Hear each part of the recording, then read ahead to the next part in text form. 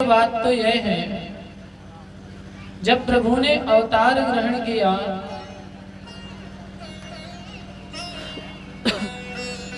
वासुदेव जी के हाथ पैर में हथकड़ियां बेड़ियां पड़ी हुई थी,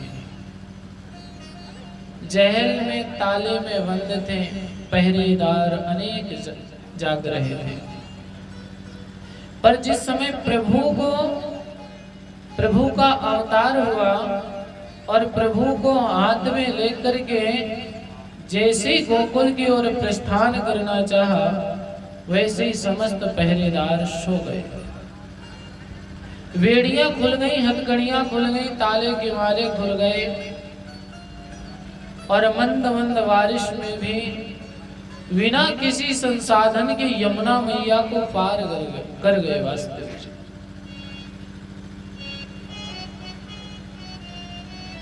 और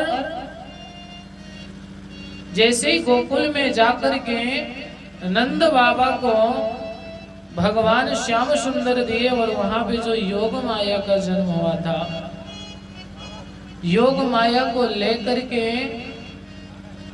जैसे ही वासुदेव जी अपने कारागृह की ओर लौटे, ठीक उसी समय योग माया के साथ में आते ही जितने अंदर वासुदेव जी जाते उतने दरवाजे फिर से बंद होते जाते, फिर से वैसे ही ताले लग गए, फिर से हथकड़ियां पड़ गई, बेड़ियां पड़ गई, पहरेदार जाग गए। जानते हैं क्यों दादा?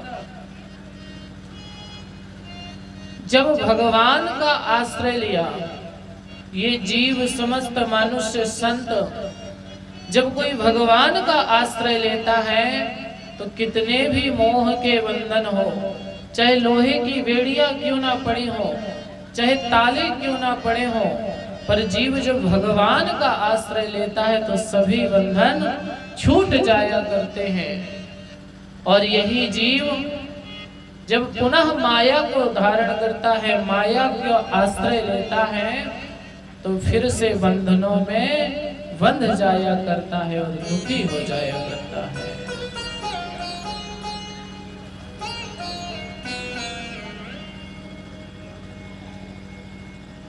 उधर कल की कथा में आप सभी लोगों ने श्रवण किया, नंद बाबा के यहाँ जन्मोत्सव मनाया गया, खूब बधाई लुटाई गई और आप लोग सभी लोगों ने भी नए गोवा में भी गोकुल का ही अनुभव किया है।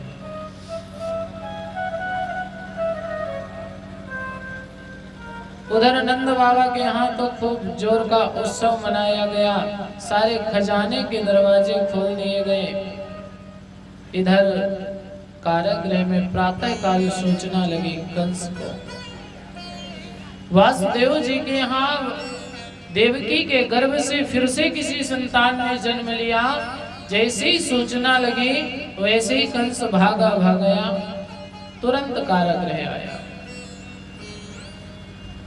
बंदी गृह में आया, देखा कन्या है, कन्या को पकड़ के हाथ में ले लिया।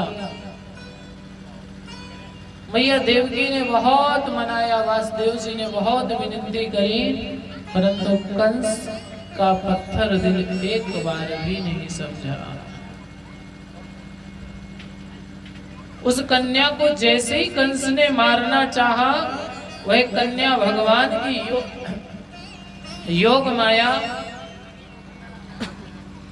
कंस के हाथ से छूट करके आकाश की ओर चली गई और आकाशवाणी करी, अरे दुष्ट कंस, तू मुझे क्या मारेगा? क्योंकि विधि का विधान तो स्वयं भगवान को मानना पड़ा है। विधना तेरे लेख किसी के समझ ना आते रे। विधि का विधान, विधि का लेख जो होता है वो होके रहता है। तू मुझे क्या मारेगा? तुझे मारने वाला तो गोकुल में जन्म ले चुका है। इतनी आकाशवाणी करके वह कन्या अंतर ध्यान हो गई। इधर नंद बाबा के यहाँ बधाई का उत्सव जैसे ही शांत हुआ, तो प्राचीन काल में एक परंपरा थी, एक वर्ष में कर दिया जाता था राजा को। राजा के राज्य में रह रहे हैं, इसीलिए राजा को कर देना होता था। यहीं पे एक वर्ष पूरा होने को आया, सुनंद बाबा कंस का कर गाड़ी में भर करके ले गए, मथुरा की ओर प्रस्थान किया। इधर कंस ने योजना बनाई, गोकुल में मेरे काल ने जन्म ले लिया है और काल को तो जीवित छोड़ना सबसे बड़ी गलती होगी, दुष्टता होगी। कंस ने तुरंत एक दैत्यों की सभा बुलाई। भैया देखो, आकाशवाणी हुई है, मेरे काल ने जन्म ले लिया है। कहाँ लिया है? गोकुल में। दैत्यों की सभा में निर्णय किया गया, जो भी उसको मारेगा वो मेरा सबसे प्रिय मित्र कहलाएगा।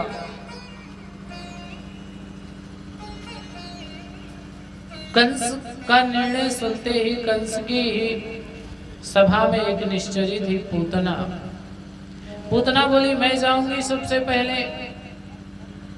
रणनीति बताई, कंस को अच्छी लगी, कंस ने भेज दिया।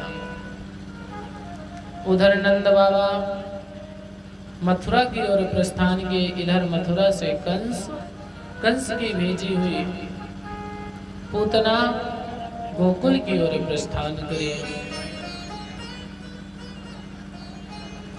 कंसेन प्रहिता घोरा पूतना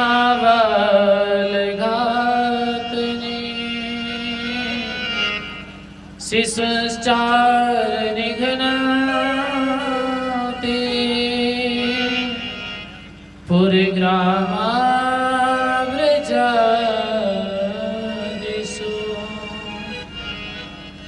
कंस की भेजी हुई दुष्ट पूतना अपने स्तनों पे कालकूट नाम का विष लगा करके भगवान श्याम सुंदर के पास चले। अच्छा, नंद बाबा के यहाँ स्वयं भगवान ने जन्म लिया है। चारों तरफ आनंद का माहौल था, सखियां आती थी, रिश्तेदार आ रहे थे, सबके सब लाला की निछावर कर रहे थे। जितने भी गोकुलवासी हैं और जितने भी मैया यशोदा को जानने वाले हैं, सबके सब आकर के निछावर कर रहे थे। उसी बीच में पूतना ने इतना सुंदर वेश बनाया, इतना सुंदर स्वरूप बनाया कि पूतना लग रही थी जैसे कोई स्वर्ग से अप्सरा आई हो। एक बार प्रेम से बोलिए, भक्तवत्सल भगवान की जय। पूतना स्वयं समझ में आ रही थी जैसे स्वर्ग से कोई अप्सरा आई हो। वेश भी अच्छा था और समय भी अच्छा था, इसीलिए पूतना को किसी ने रोका नहीं, सीधे भगवान के यहाँ पहुंच गई। और जानते हैं, जैसे ही भगवान ने पूतना को देखा, देखते ही नेत्र बंद कर लिए। क्यों?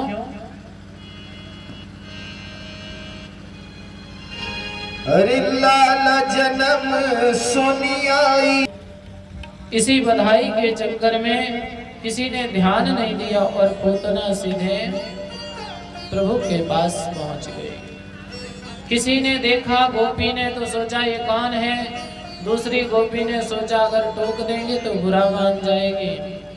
हो सकता है ये पूतना, ये जो गोपी जा रही है, ये मैया यशोदा की कोई खास रिश्तेदार हो। किसी ने सोचा कोई बहुत ही प्रिय सखी हो, और ऐसे एक दूसरे के भ्रम बना रहा। और पूतना सीधे भगवान के पास, भगवान ने पूतना को देखते ही नेत्र बंद कर लिए। क्यों? श्रीमद् वल्लभाचार्य जी महाराज लिखते हैं, प्रभु का स्वभाव ऐसा है, पापी से पापी कोई जाए, दैत्य से दैत्य भी कोई जाए, परम भक्त कोई जाए, सन्मुख पहुंच जाए, भगवान उसका कल्याण कर देते हैं। सन्मुख होय जीव मोहि जबहि, जन्म कोटि अघनासहि तबहि। कितना भी किसी ने पाप किया हो, बड़ा से बड़ा अन्याय किया हो, या संसार में आकर के कभी पूजा पाठ ना करी हो,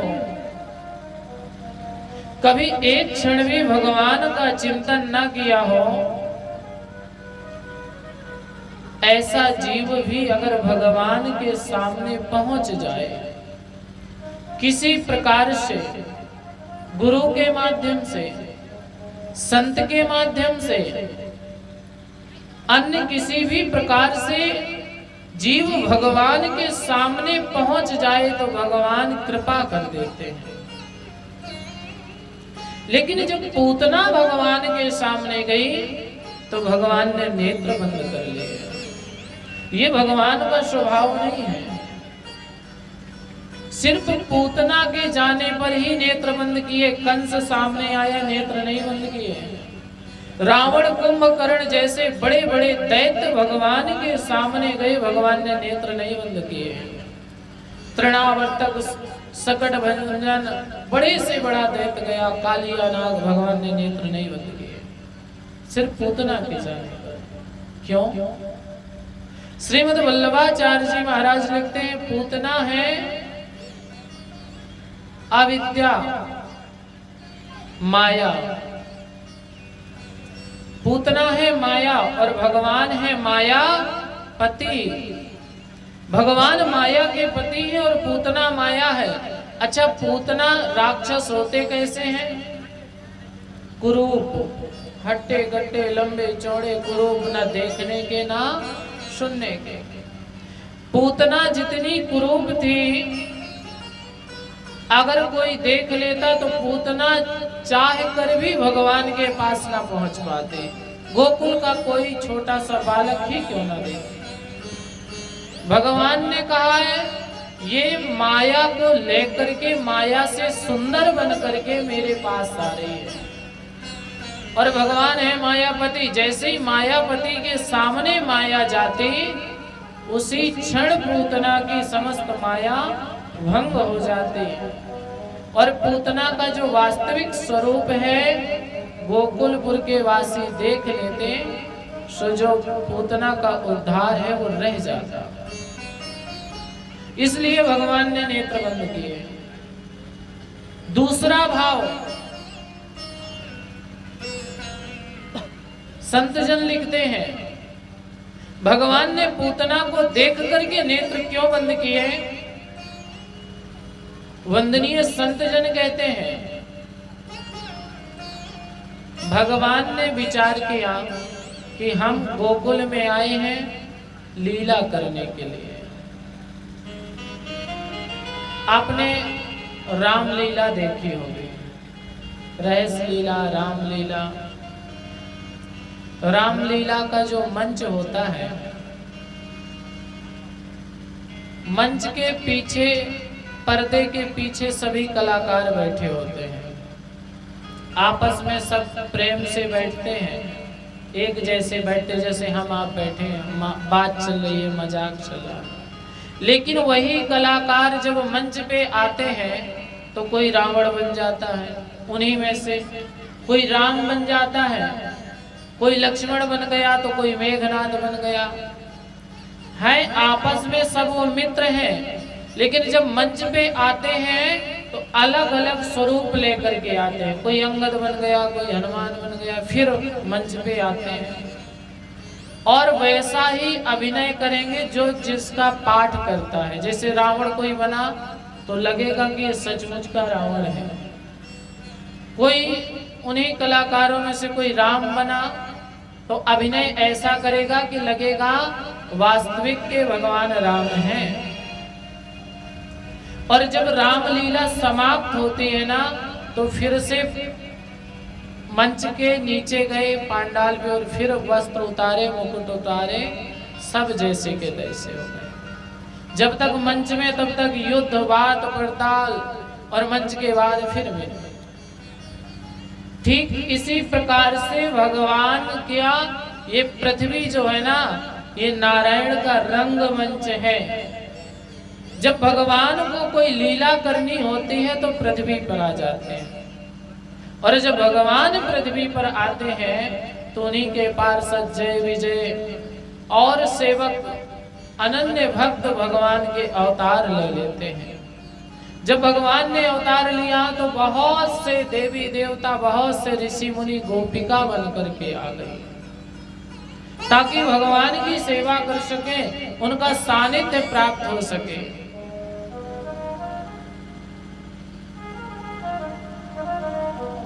अब भगवान आए हैं ब्रज में, विचार करें। लीला यह है कि पहले माखन मिश्री खाएंगे।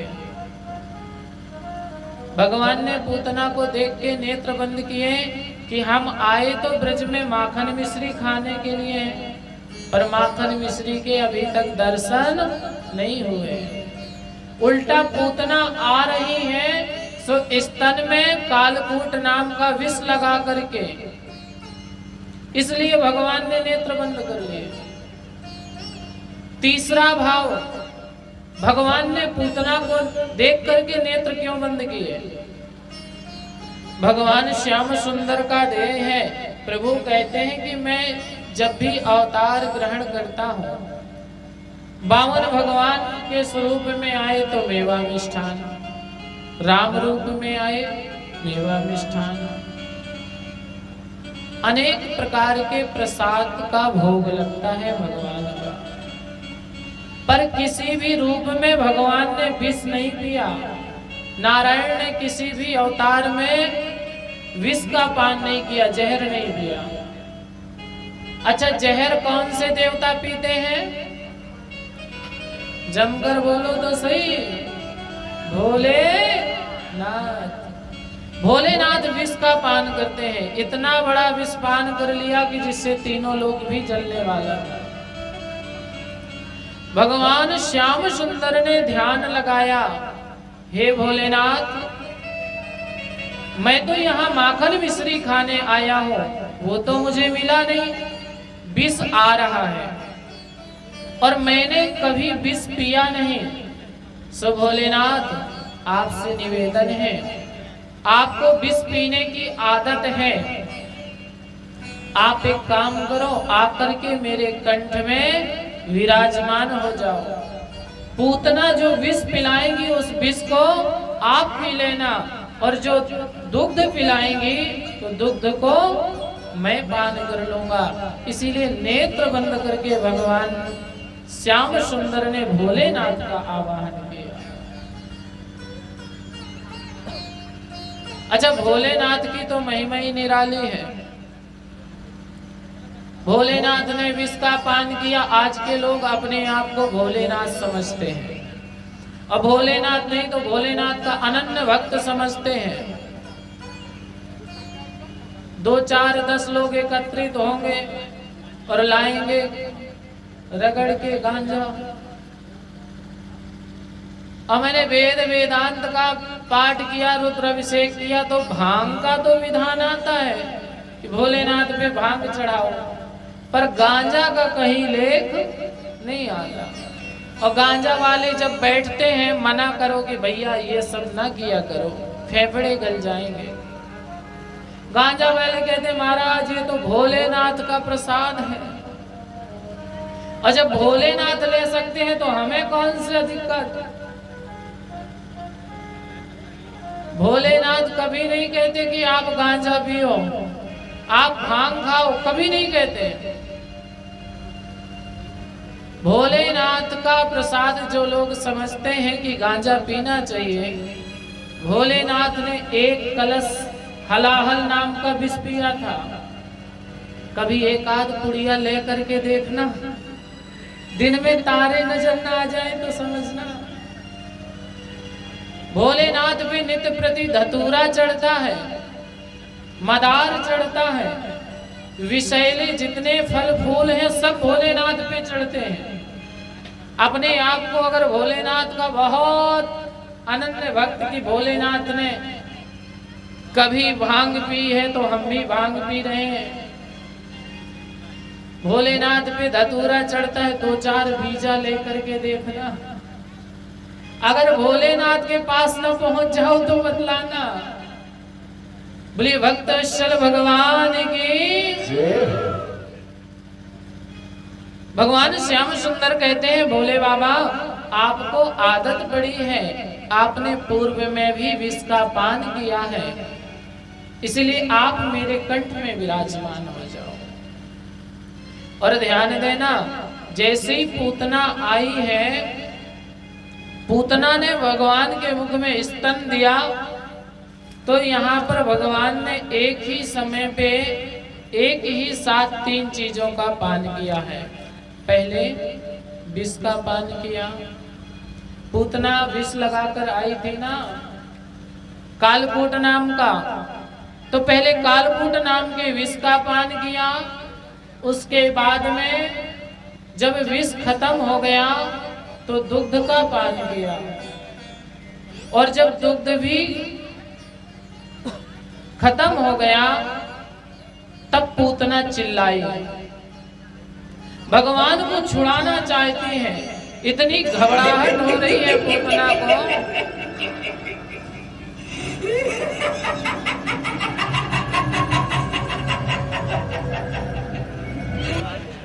भगवान को छुटाना चाहती है। चीखी चिल्लाई पूतना, जोर जोर से चीख रही है क्योंकि दर्द हो रहा है। एक ही बात कहती, छोड़ छोड़। भगवान बोले देखो, पहले तो मैं किसी को पकड़ता नहीं हूं, कोई कितना ही जाप करे हरे कृष्णा राधे राधे राधे, भगवान कभी नहीं मिलते। बड़े मुश्किल से मिलेंगे। जन्म जन्म मुनि जतन कराई, कई जन्मों तक प्रयास करने से कभी भगवान एक बार दर्शन देंगे। भगवान पूतना से बोले कि देखो मेरा स्वभाव है, पहले तो मैं किसी को पकड़ता नहीं हूं, किसी की पकड़ में नहीं आता, और अगर एक बार किसी को पकड़ लिया तो मझधार में छोड़ता नहीं हो। चाहे पूरा संसार एक तरफ हो जाए, ब्रह्मांड एक तरफ हो जाए, पर भगवान कहते हैं अगर मैंने एक बार पकड़ लिया तो बीच में नहीं छोड़ता, अब तो उद्धार करके ही छोड़ूंगा। पूतना का दुग्ध पान किया, बहुत पीड़ा हुई पूतना को क्योंकि दुग्ध खत्म हो गया। तो भगवान ने धीरे धीरे पूतना के प्राणों का खींचना प्रारंभ किया, और जैसे ही पूतना के प्राणों का पान किया भगवान ने, वैसे ही पूतना झटपटाई भागी। और जब पूतना की दृष्टि भगवान पे पड़ी, भगवान की दृष्टि पूतना पे जैसे ही पड़ी, वैसे ही पूतना अपने पुराने वास्तविक स्वरूप में आ गई। गोकुल से भागी सीधे मथुरा की तरफ, पर भगवान भी कम माया करने थोड़ी आए हैं, मायापति हैं। अभी तक भगवान कह रहे थे कि वृंदावन मथुरा से आई थी, सोच रही थी भगवान एक बार मिल जाए, अब भगवान मिल गए तो भाग रही हो। जब पूतना गोकुल के बाहर निकल गई तब भगवान ने प्राण खींचे, और जैसे ही पूतना के प्राण खींचे पूतना जोर से गिरी, आकाश के बराबर ऊंची पूतना धड़ाम से गिर गई। ऐसा लगा जैसे कहीं दूर जाकर के बादल फट गया हो, जोर की आवाज आई, सबके सब गोकुलवासी भागे भागे भगवान की तरफ गए। धन्य है प्रभु की लीला। पूतना तो पड़ी है, भगवान पूतना के स्तन पर बैठे हैं, वक्षस्थल पर बैठे हैं, हृदय में। गोकुलपुर के वासी मैया यशोदा भागी भागी आई, अरे मेरा लाला कहाँ है, क्या हो गया, क्या हुआ क्या हुआ। सब लोग जैसे ही भागे भागे आए तो अभी तक भगवान रोए नहीं। पूतना आ गई, भगवान को उठा के ले गई, भगवान ने पूतना का उद्धार कर दिया, रोए नहीं। भगवान क्यों रोए? रोए तो पूतना जिसके प्राण जा रहे हैं, है ना। पर जैसे ही गोकुलपुर के वासी आए, जैसे ही मैया यशोदा आई, अच्छा किसी का बच्चा खेल रहा हो और खेलते खेलते वो गिर जाए, तो गिरने के बाद वो चारों तरफ देखता है कि मुझे कोई उठाने वाला है या नहीं।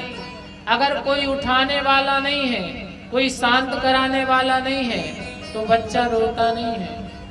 और अगर बच्चा गिर जाए और आप तुरंत कहने लगे अरे मेरे मेरा लाला, सोई बेटा इतने बड़े बड़े आंसू डालेगा कि मगरमच्छ छोटा पड़ जाएगा, इतने बड़े बड़े आंसू। जैसे ही भगवान ने देखा मैया यशोदा आ गई, वैसे ही भगवान रोने लगे, जोर जोर से आवाज करके। बोले भक्त वत्सल भगवान की जय हो। भगवान को रोता हुआ देख मैया यशोदा ने भगवान को गोद में लिया। उधर वासुदेव जी से मिल करके नंद बाबा भी कंस का कर दे करके पुनः गोकुल की ओर आए। अब पूतना इतनी बड़ी थी कि पूतना के कान विशाल कंदराओं के समान, गुफाओं के समान थे। पूतना की नाक लग रही थी जैसे कोई बहुत बड़ी सुरंग हो। पूतना के यहाँ तक कहा गया, वृंदावन से पूतना गोकुल में गिरी, कान गिरे कानपुर में, इतनी बड़ी थी पूतना। हाथ गिरे हाथरस में।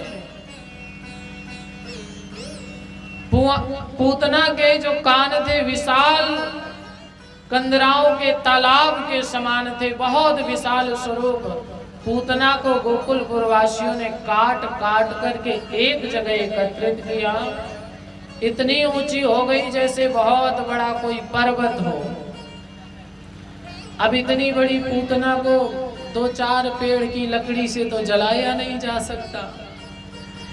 संपूर्ण लोग भागे, लकड़ी एकत्रित की और पूतना को जलाया। जैसे ही पूतना को जलाया, उसमें से चंदन जैसी सुगंध निकली।